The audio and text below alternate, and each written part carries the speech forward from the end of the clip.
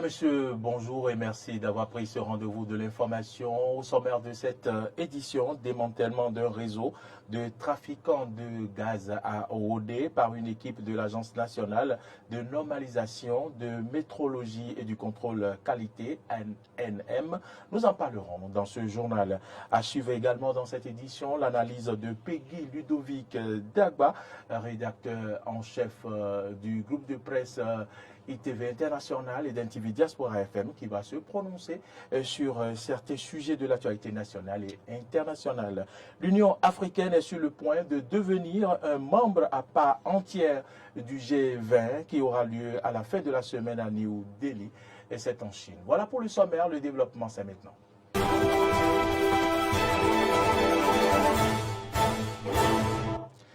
Merci de nous préférer et bienvenue dans ce journal. Suite au communiqué du ministre de l'Industrie et du Commerce mettant en garde les commerçants qui pratiquent les prix non officiels pour la vente du gaz domestique, le contrôle de conformité des poids de bouteilles de gaz domestique enclenché depuis peu par l'Agence nationale de normalisation, de métrologie et du contrôle qualité a révélé un fait assez grave.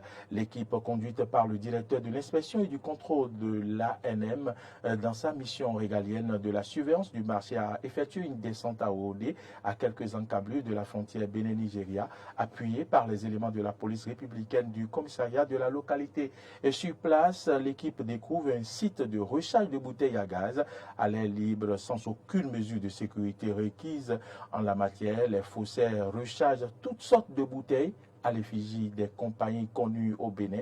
À l'aide de moyens rudimentaires, la NM a procédé à la saisie de toutes les bouteilles et les balance sur les lieux. Les faussaires ont pris la poudre d'escampette, hormis 2 arrêtés par la police républicaine pour la suite de la procédure. La NM appelle donc à la vigilance.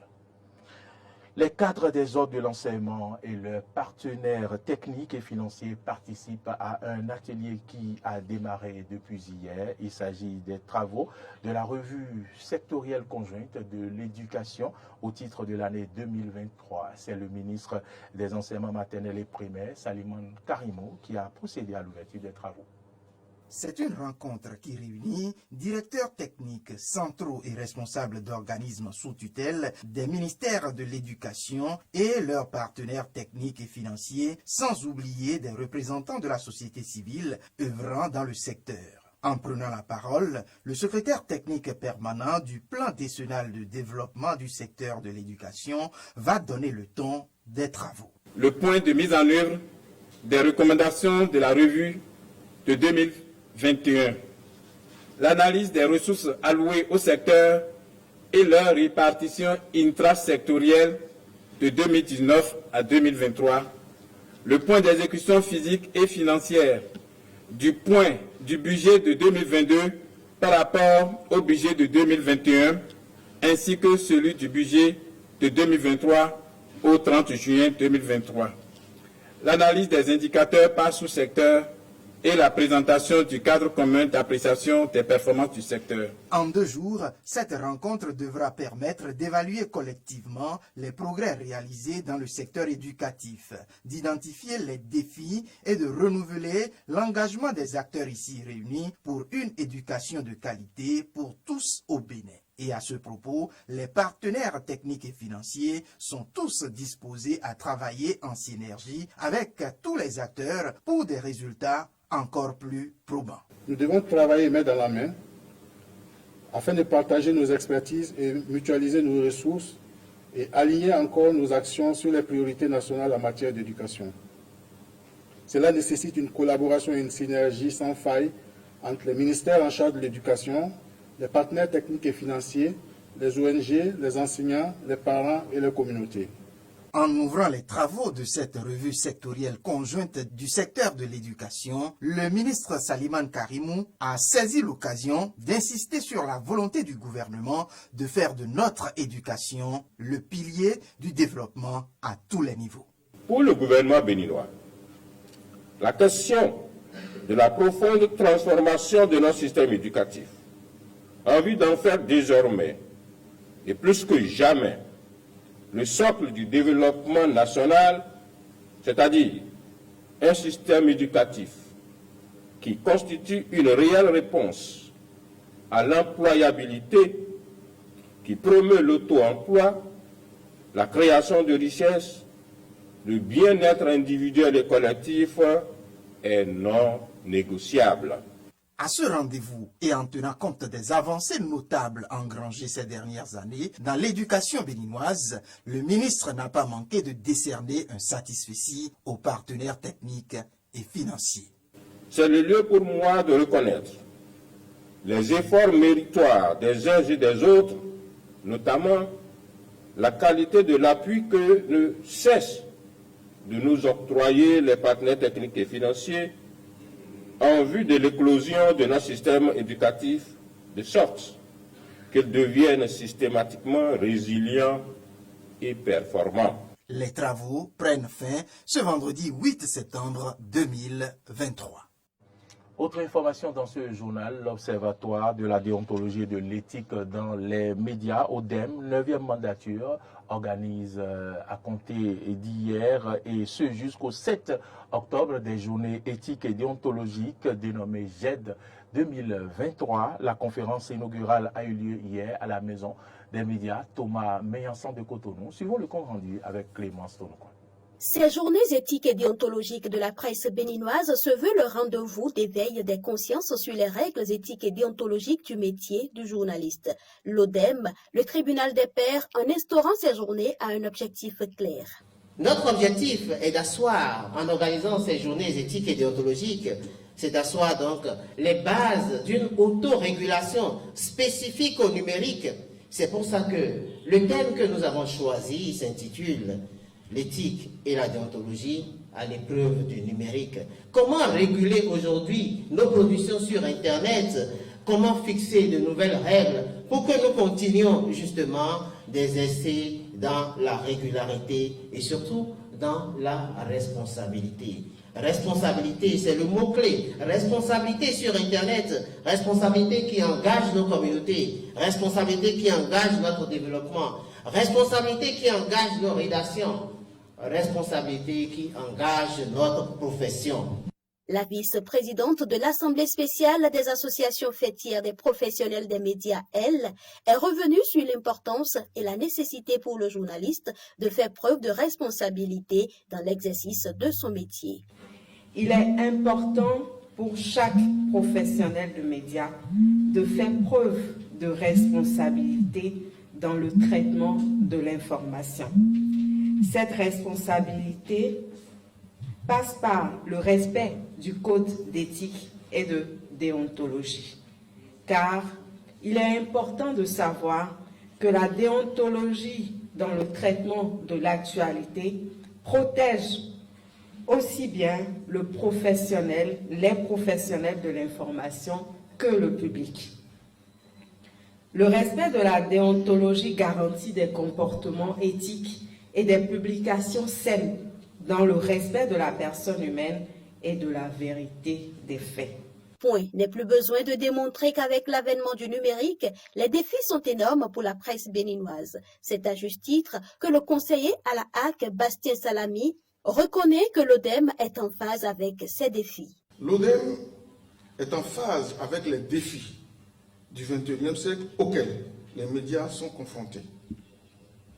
En effet, la révolution des nouvelles technologies de l'information et de la communication, avec cette révolution, le journaliste est impacté au point où le numérique l'oblige à s'y adapter en adoptant désormais une posture qui l'amène dorénavant dans l'exercice de sa profession à faire preuve, outre le professionnalisme, la responsabilité, mais en plus de technicité. Toute chose qui permettra aux journalistes, aux communicants, j'allais dire, de s'armer contre toute entreprise qui viserait à compromettre la paix, la sécurité, tous utiles au bien-être économique et social. Une communication sur le thème L'éthique et la déontologie à l'épreuve du numérique, présentée par Maître Charles Badou, et la remise symbolique de lot de documents de la presse à quelques organes ont été les autres temps forts de la cérémonie. À présent, nous allons recevoir, comme annoncé en titre, Peggy Ludovic Dagba. Peggy Ludovic Dagba, bonjour. Bonjour Henri, bonjour chers amis téléspectateurs. Merci pour votre présence sur ce plateau. Vous êtes rédacteur en chef des deux médias, Diaspora FM et Den TV. Vous êtes sur ce plateau pour vous prononcer sur l'actualité. Nous allons tout de suite démarrer par les journées éthiques et déontologiques de la presse GED 2023 qui ont été lancées hier et qui prendront fin le 7 octobre prochain. Quelle est votre appréciation sur cette initiative de l'ODEM? Écoutez, Maurice Agua, je pense que cette mandature de l'ODEM porte vraiment son nom et est en train de mériter la confiance qui est placée en elle. Parce que là, c'est l'une des grosses plaies de la profession que cette mandature est en train de guérir, de soigner, de penser. Parce que vous savez très bien que ici, on ne peut pas gérer, on ne peut pas pratiquer une profession sans en maîtriser les règles. Malheureusement, c'est la grosse tare que nous notons ici dans cette profession. Beaucoup de professionnels des médias peuvent se vanter d'être journalistes, d'écrire et tout, mais qui ne maîtrisent pas les textes fondamentaux de cette profession. Et c'est le problème qu'est en train de régler l'ODEM à travers ces journées éthiques et déontologiques. Vous ne pouvez pas exercer une profession sans en maîtriser la déontologie, sans en maîtriser les règles. Qu'est-ce qu'il faut faire, qu'est-ce qu'il ne faut pas faire? Je crois que c'est l'essentiel auquel les GED seront consacrés pour permettre aux professionnels des médias de toucher du doigt ce qui doit être fait, ce que nous appelons les règles de la profession, qui doit être journaliste, qui ne doit pas l'être, qu'est-ce qu'un journaliste peut se permettre, qu'est-ce qu'il ne peut pas se permettre. Je crois que ce mois-là est consacré à cela et je rends hommage à cette mandature de l'ODEM pour tout un mois. Ça permettra de passer au peigne fin, article par article, le code de l'éthique et de déontologie des médias. Peggy Ludovic Dagba, parlons politique. Cette semaine, Oswald Omeki, ou du moins depuis la semaine dernière, Oswald Omeki a eu à se prononcer sur un sujet et il pense, je vais le dire, que Olivier Bokor est le meilleur candidat pour la mouvance présidentielle. Mais Diogbenou dit qu'il observe beaucoup de mouvements, mouvements et d'agitation, je vais le dire ici, et qui se focalisent sur une année, alors qu'il y a d'autres années qui précèdent celle-là, qui est 2026. Oui, dites-nous, quelle analyse faites-vous de ces propos? Maurice Agua, je vais dire que le landerneau politique béninois est en train de prendre des couleurs, de la teneur. En gros, l'effervescence est en train de naître au sein de la mouvance présidentielle. Vous êtes journaliste, observateur de la vie publique nationale, autant que moi, autant que les Béninois, des téléspectateurs, et vous savez que ça fait un moment qu'on a commencé à noter cette question de suscitation de candidature. Et de qui? De Olivier Bokor, l'un des prétendants, sans l'avoir encore affirmé et réaffirmé à la face du monde, au fauteuil présidentiel de 2026. Et il se trouve que Oswald Omeki, ministre de la République en fonction, fait rarissime, prend position, pendant qu'il est en fonction, encore en fonction au sein du gouvernement Talon, pour Olivier Bokor, en disant que c'est le meilleur candidat de tous de la mouvance présidentielle.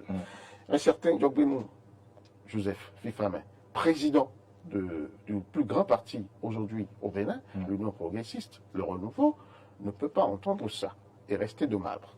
Voilà pourquoi il s'est taillé cette réaction à travers une tournée qu'il a initiée apparemment pour répondre, pour dire attention, on ne peut quand même pas me manger à cette sauce-là, je suis là, il y a des prétentions, c'est vrai qu'il ne l'a pas dit, mais quand vous décortiquez cette phrase ou cette citation que vous venez de nous lire, vous comprenez très bien qu'il dit qu'il y a des gens qui s'agitent, il y a des gens qui, qui font des mouvements, et en se focalisant sur l'année 2026. L'année 2026, c'est quoi? Parce qu'il a dit sur une année. Il n'a pas dit 2026. Oui. Mais il a dit sur une année. Une année, c'est 2026. Tout à fait. En oubliant celle qui la précède.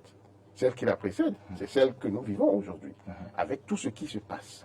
Donc, il y a forcément des choses qui vont se passer.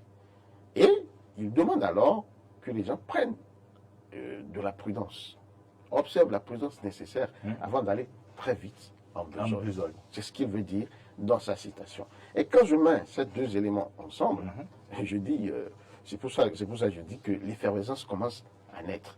Et entre qui? Entre acteurs de la mouvance présidentielle elle-même.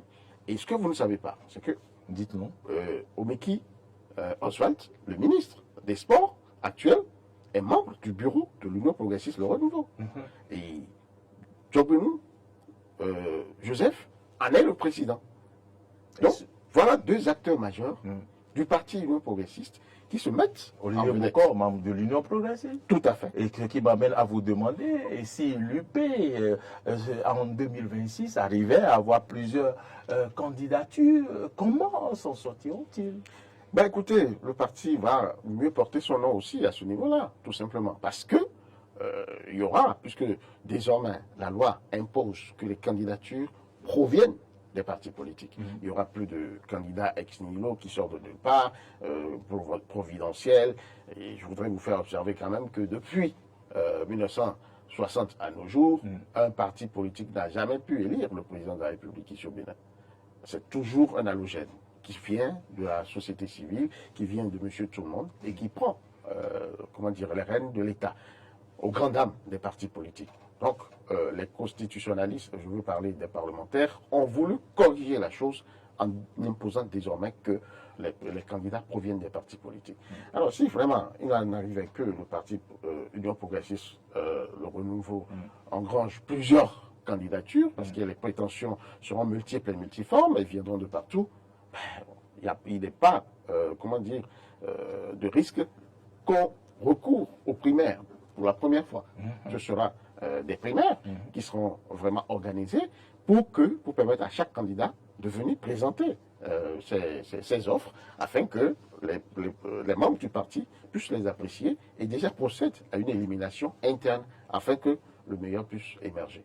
Pékis de d'abord, oui, ainsi. On ira au Gabon. Le général Brice Oligui Nguema a donc prêté serment. C'est le chef de la junte militaire. Il a nommé le premier ministre de transition en la personne de Raymond Ndong Sima. C'est pour quel enjeu, selon vous? Oui, les enjeux sont multiples et multiformes. Mais nous en prendrons deux ou trois, simplement. Parce que les putschistes ont aujourd'hui, comment dire, l'impératif de se faire accepter par la communauté sous-régionale, régionale et internationale. Donc l'un des premiers défis auxquels le Premier ministre va se consacrer sera de travailler déjà à rallier, à donner confiance à la communauté internationale. Le deuxième enjeu sera au plan national. Vous savez très bien ce qui a été soulevé de part et d'autre comme élément pour justifier évidemment ce coup de force. C'est bel et bien la France, la toute-puissance de la France qui a la même mise sur certains éléments, en tout cas sur certains poumons de l'économie nationale au Gabon. Il faudra travailler à faire démentir cette réalité-là. Et c'est sur ce chantier que beaucoup d'observateurs attendent le tout nouveau gouvernement. Et troisièmement, on entend dire déjà que ce n'est pas le vrai coup d'État, ce n'est pas ce qui devrait être, qui a été, qui est en train de se dérouler, c'est un arrangement. Je crois que ce gouvernement-là, avec son Premier ministre, ont la tâche de travailler à pouvoir éviter ces ébruitements, ces bruits qui pensent qu'ils ne sont pas encore à leur place. À partir de cet instant, je crois que le gouvernement a travaillé à redonner confiance au plan national, au peuple, qui doit se retrouver, parce que vous n'êtes pas sans savoir, on dit qu'il est venu un peu pour sauver le patrimoine des Bongos, voilà, les Bongos qui ont toujours été tutélaires sur ce pouvoir-là depuis près de 1960 ou même avant. Eh bien, c'est les Bongos qui sont là et qui en ont fait leur dynastie, leurs choses et tout. Donc aujourd'hui, il y a à couper ce cordon ombilical pour donner raison au peuple gabonais et qui pense que Et ceux-là sont là encore pour faire prospérer le règne de Bongo. Donc, il y a 3 enjeux. Ces 3 enjeux-là, pour moi, sont capitaux. Et le gouvernement gabonais, aujourd'hui putschiste, a à travailler pour que cette confiance puisse revenir. Avant de vous laisser partir, point 7, c'est ce soir. Tout à fait. Et quel est le rendez-vous que vous donnez aux auditeurs de Diaspora FM? Le rendez-vous, c'est tout à l'heure à partir de 18h sur la 102.3 et les débatteurs vont se prononcer beaucoup plus amplement sur le sujet, la lecture croisée des propos des 2 protagonistes essentiels de la mouvance présidentielle aujourd'hui qui se mettent en lumière. J'ai nommé Osha Domeki, ministre des Sports, et le président Joseph Jobeno, ancien président de la Cour constitutionnelle, qu'il faut rappeler et qui aura été porteur ou celui qui, franchement, a mené des réformes, à soutenir des réformes impopulaires, on va dire, parce que c'est des réformes qui n'avaient pas été admises par l'opinion publique. Il a été traité de tous les noms. Souvenez-vous de son passage à la tête de la Cour constitutionnelle, où il a osé affirmer et, soutenir ces réformes-là. Peggy Dovic Dagwa, merci. J'aurais bien aimé vous demander votre pronostic par rapport au match Mozambique qui va se dérouler demain de l'autre côté de Maputo, mais je vais vous laisser partir. Merci pour votre présence. Je rappelle que vous êtes rédacteur en chef des 2 médias, Diaspora FM et DNTV. Vous étiez sur ce plateau pour vous prononcer par rapport à l'actualité nationale et internationale. Maintenant, allons donc sur le plan international pour parler de l'Union africaine qui est sur le point plutôt de devenir un membre à part entière du G20 et qui aura lieu à la fin de la semaine à New Delhi. C'est en Chine. Plus de détails. Suivez. L'agence Bloomberg rapporte que les pays du G20 ont accepté d'accorder le statut de membre permanent à l'Union africaine. Cette décision devrait être annoncée lors du sommet du G20 en Inde les 9 et 10 septembre. L'Union africaine aura dans ce cas le même statut que l'Union européenne. Cette décision est liée à la volonté de donner aux membres de l'Union une voix plus influente sur les questions mondiales. Comme l'a déclaré le président russe Vladimir Poutine le 27 juillet lors du forum Russie-Afrique, Moscou espère que l'Union africaine deviendra un membre à part entière du G20. La Russie a été l'un des premiers pays à soutenir l'initiative mise en avant l'année dernière par votre prédécesseur au poste de président, le président sénégalais, qui a proposé de procurer à l'Union africaine un statut de membre à part entière du G20, jouissant de tous les droits prévus. Nous espérons que cette décision sera prise dès septembre, lors du prochain sommet du G20 qui se tiendra à New Delhi. Dans le même temps, le président américain Joe Biden a l'intention de profiter de l'absence du président chinois Xi Jinping, remplacé par son Premier ministre, et du président russe Vladimir Poutine, remplacé par son ministre des Affaires étrangères, lors du sommet du G20. Il voudrait présenter la position des États-Unis aux pays qui aspirent à des liens plus étroits avec la Chine et qui ont adopté une position neutre sur le conflit en Ukraine. Parmi ces États, le Brésil, l'Indonésie, l'Afrique du Sud seraient visés. Selon Bloomberg, la question clé sur l'expansion du financement de la Banque mondiale face à la Banque des BRICS sera discutée. Toujours lors du sommet, Biden s'entretiendra avec le prince héritier saoudien Mohammed Ben Salman et discutera de l'augmentation de la production de pétrole et de la normalisation potentielle des relations diplomatiques entre l'Arabie saoudite et Israël, sachant que l'Arabie saoudite deviendra membre permanent des BRICS en 2024. C'est la fin de cette édition. Merci à toutes et à tous de l'avoir suivi. Retrouvez à 19h grâce à Valigwe. Restez en notre compagnie pour la suite de nos programmes sur nos médias Diaspora FM et DNTV.